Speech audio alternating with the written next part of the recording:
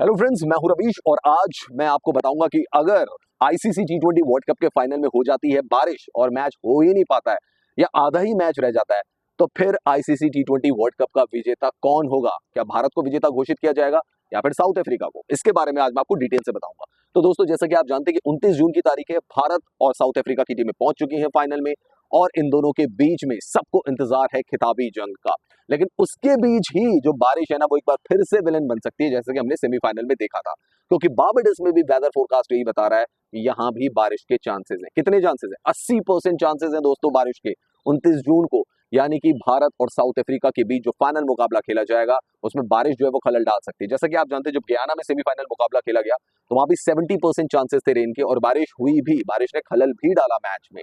Rain affected match रहा, लेकिन अच्छा ये रहा कि एक बार बारिश हो गई तो उसके बाद पूरा स्काई जो था वो खुल गया था और फिर भारत और इंग्लैंड के बीच में हमने पूरा मैच देखा, यानी कि ओवर्स की कोई कटौती नहीं हुई।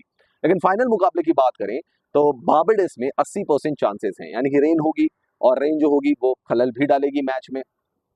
कितनी देर तक खलल डालेगी ये कहा नहीं जा सकता, लेकिन ये जरूर है कि बारिश की वहां पे आशंका है, संभावना है बारिश की। 80% चांसेस जो है वहां पे बारबाडोस में रेन के। पहले तो ये समझ लेते हैं, ज्योग्राफिकली अगर हम समझे तो वेस्ट इंडीज आइलैंड्स को मिलाकर एक टीम बनती है, और ये जो आइलैंड्स है, चाहे बारबाडोस की बात कर लें चाहे गयाना की बात कर लें, क्योंकि समुद्र का पूरा एरिया होता है, क्लाउड फॉर्मेशन होती है, शावर्स होते हैं फिर चले जाते हैं, तो पासिंग शावर्स होते हैं। कई बार क्या होता है, बहुत तेज बारिश होती है, कई बार नहीं भी होती है, बट चांसेस रहते हैं रेन के।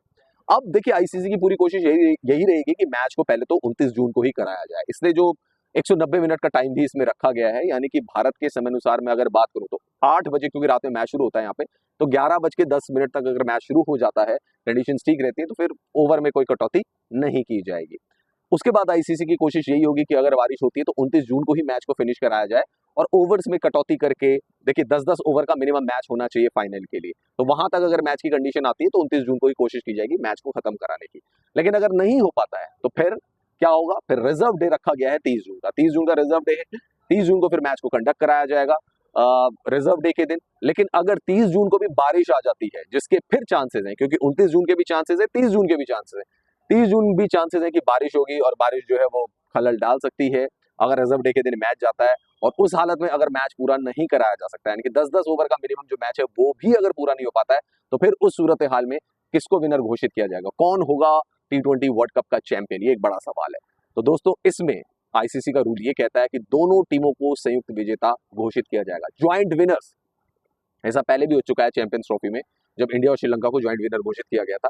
तो यहां पर भी ऐसा ही होगा कि अगर बारिश हो जाती है और मैच नहीं हो पाता है, तो दोनों टीमों को दोनों जो है ज्वाइंट विनर घोषित कर दिया जाएगा। वैसे तो देखिए, इंडियन फैंस हम लोग यही चाहते हैं कि मैच होना चाहिए, मैच होना चाहिए, इंडिया साउथ अफ्रीका का फाइनल मुकाबला देखने को मिले। जो बेटर क्रिकेट खेले, जो बेटर खेल दिखाए, वो टीम जो है आईसीसी टी20 वर्ल्ड कप की चैंपियन बन जाए। साउथ अफ्रीका पहली बार पहुंची है, इंडिया तो 50 ओवर वर्ल्ड कप में पहुंची थी, अभी वहां पे जीत नहीं पाए थे। तो यहाँ पे इंडिया के पास चांस है कि वहां पे जो गलतियां हो गई थी उन गलतियों से पर्दा हटाएं और आगे बढ़े और एक बेहतर शो दिखाएं। लेकिन जैसा मैंने कहा कि बारिश होती है, मैच नहीं हो पाता है, तो फिर दोनों टीमें जो है वो चैंपियन बन जाएंगी।